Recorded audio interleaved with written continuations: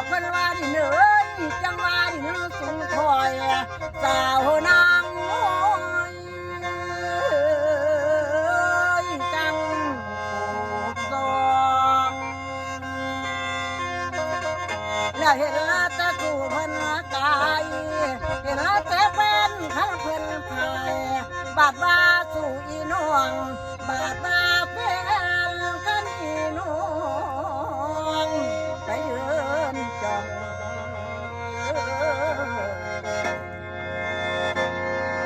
เห็นผู้ใดไปยืนจ้องเห็นผู้ใดเล่นหัวใจ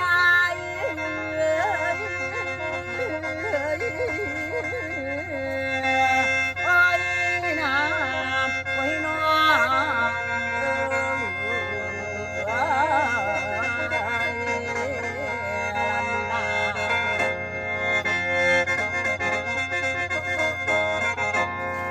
แล้วคุณแน่เอ้ยเมื่อแต่ลำทางสันทางยาวเจ้าทางลองเมื่อแต่ลำลองแล้วนางนองสิลองผัวหลับฟังเบิ่งเหลือฟังเสียงน้ำแต่ตุ้งคือตากระแสสินทางคุณเดินแล้วพอแต่เหือเดินหนึ่งน้องซองมองหาสู่ว่าที่เห็นลวนนายริมโขงลงเรียบพาเห็นเนื้อก็เห็นตั้งแต่ตามันมาห้องตาตามันห้องตาพวันได้ดูใสพับแต่นางจากไทยเป็นแม่พามานดามเป็นเวลาคุกกันเรียบพานังน้ำนาม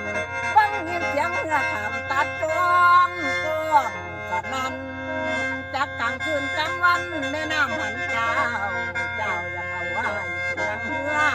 โชคว่ามีน้ออายกายมาทางพาบอบจมปากกาป่าหมอก็หายสุขหอนสะเพ้าหายดอกไม้เต็มเราบ่เห็นสีแกนให้ได้รับแต่สายลมได้ชมฝูงปล่อยนกเกิดรวมเมาบ้านเห็นตะการเนบ้านอยู่ตะการอยู่ตามฟังเด่นนอนแล้วคุณพี่เอ้ยตามขนังขนามน้ำเทตั้งแต่ใจละนาว่าไหลละใจอายกายลองไปน้ำโขงลงจากเขาคู่พานโขงพันควังพัน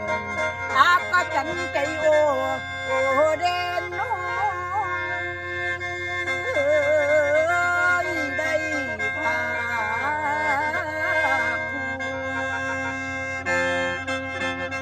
เดี๋ยวไปดูไปเบื้องเลี้ยงเบิ่งได้อยู่ถึงมองเห็นฝ่ายบางหัวใจวันดินเดียนพ่อปันคงเขียนหันปันแก่ใจน้องที่นางมองหาอายแสนอะไรอายไก่ยิง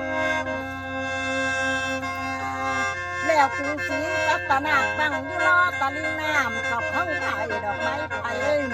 ลีผีนั้นอยู่ใต้แม่น้ำในฟ้องกดอดก็อดเด้อใจยาคันิ่งคันถึงบ้านประวัติการตอนนี้มีน้ำตั้งแต่ก่อนมีนครใหญ่กรุงคันเรื่องละเมืองนั่นน้ำแก่ไทยนางเอกผู้ลือยศปรากฏในแดนนี้ผู้บ่าววิลน้ำนองชื่อว่านางเขียวคอมจอมเมืองเอ้ยสุดจะยิงข้าวเยี่ยมกันเพื่อนคิดจากความจริงไปสิ่งก่อนชอบแม่คุณแล้วเขียนเอาคนนับล้านแต่ทดนานนาทีทองเขากะกองยังหินกระดังผู้ดูลำน้ำกะวันเรียนขึ้นในนครเอาอังจนเป็นบางแง่ยาวกว่าหลวงไหลและแต่นั้นข้าว่าไทยจึงตื่นหูเสนาลงสุนาว่าหลวงเลยไปหาน้องและแต่นั้นนางเขียวกอมจอมบ้านางเอ้ยเดี๋ยวฮอนเฮงแล้วคุณแม่เอ้ยน้ำหักไหลเล่นเขานครเจ้าสุดจุ่มละนางจึงนอบนิ้วไหวพ่ออินตา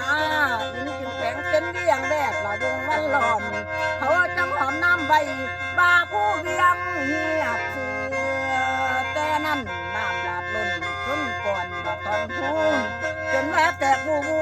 ลังพานั่งหินทำให้นาว่าหลวงส่วนตุ่มขลุ่งน้ำเขาเอาน้ำมาเอิญผู้สะเขาเก่าเมือนเราได้หนอ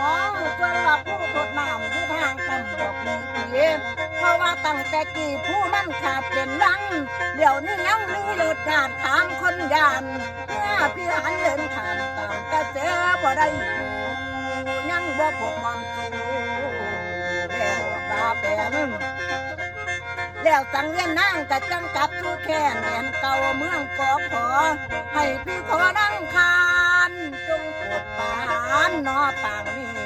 และคิดเบื้องเด้อพี่เหลืองและคิดเบื้องตรงนางดันเดินจับเฮาทะลอยลองของแห่งยาวคันแห่งเยือนโอ้ยเมื่อน้องเขาสวงโอ้ยเมื่อน้องเขาสวง